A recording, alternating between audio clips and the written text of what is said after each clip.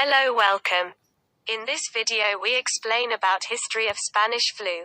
The Spanish flu pandemic of 1918, the deadliest in history. Infected an estimated 500 million people worldwide, about one-third of the planet's population, and killed an estimated 20 million to 50 million victims, including some 675,000 Americans. The 1918 flu was first observed in Europe, the United States and parts of Asia before swiftly spreading around the world. At the time, there were no effective drugs or vaccines to treat this killer flu strain. Citizens were ordered to wear masks, schools, theaters and businesses were shuttered and bodies piled up in makeshift morgues before the virus ended its deadly global march. Influenza, or flu, is a virus that attacks the respiratory system. The flu virus is highly contagious.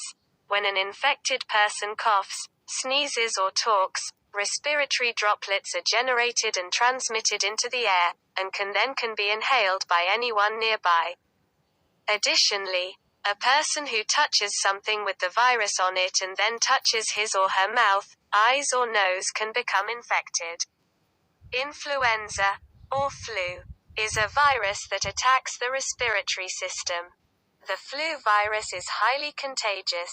When an infected person coughs, sneezes or talks, respiratory droplets are generated and transmitted into the air, and can be inhaled by anyone nearby.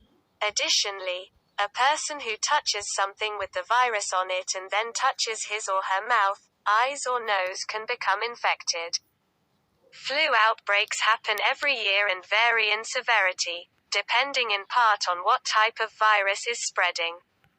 Flu viruses can rapidly mutate. In the United States, flu season generally runs from late fall into spring. In a typical year, more than 200,000 Americans are hospitalized for flu-related complications, and over the past 3 decades, there have been some 3,000 to 49,000 flu-related U.S. deaths annually, according to the Centers for Disease Control and Prevention. Young children, people over age 65, pregnant women and people with certain medical conditions, such as asthma, diabetes or heart disease, face a higher risk of flu-related complications, including pneumonia, ear and sinus infections and bronchitis. A flu pandemic, such as the one in 1918, occurs when an especially virulent new influenza strain for which there's little or no immunity appears and spreads quickly from person to person around the globe. The first wave of the 1918 pandemic occurred in the spring and was generally mild.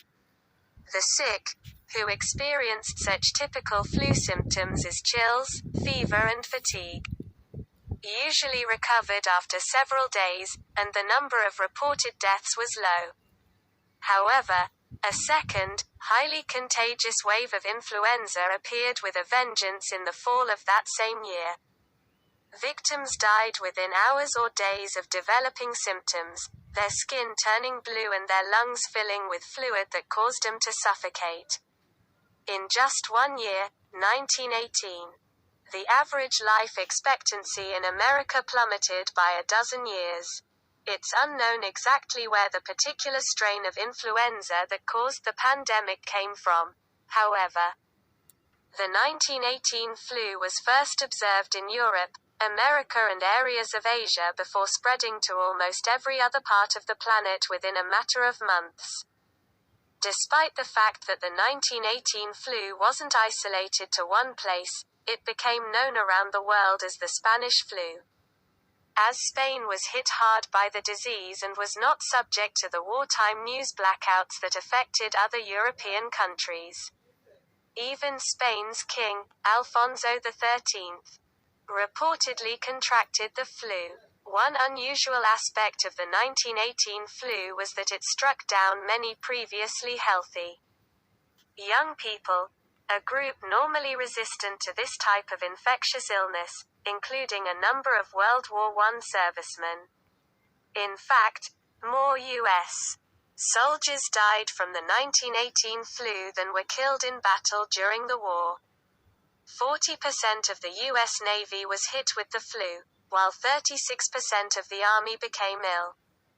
And troops moving around the world in crowded ships and trains helped to spread the killer virus.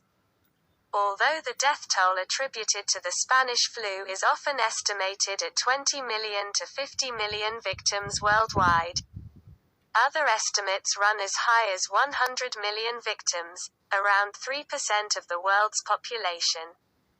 The exact numbers are impossible to know due to a lack of medical record keeping in many places. What is known, however, is that few locations were immune to the 1918 flu. In America, victims ranged from residents of major cities to those of remote Alaskan communities. Even President Woodrow Wilson reportedly contracted the flu in early 1919 while negotiating the Treaty of Versailles, which ended World War I. The Spanish flu did not originate in Spain, though news coverage of it did. During World War I, Spain was a neutral country with a free media that covered the outbreak from the start, first reporting on it in Madrid in late May of 1918. Meanwhile, Allied countries and the Central Powers had wartime censors who covered up news of the flu to keep morale high. Because Spanish news sources were the only ones reporting on the flu, many believed it originated there. The Spanish, meanwhile, believed the virus came from France and called it the French flu. Scientists still do not know for sure where the Spanish flu originated, though theories point to France, China, Britain, or the United States, where the first known case was reported at Camp Funston in Fort Riley, Kansas, on March 11, 1918. Some believe infected soldiers spread the disease to other military camps across the country, then brought it overseas. In March 1918, 84,000 American soldiers headed across the Atlantic and were followed by 118,000 more the following month.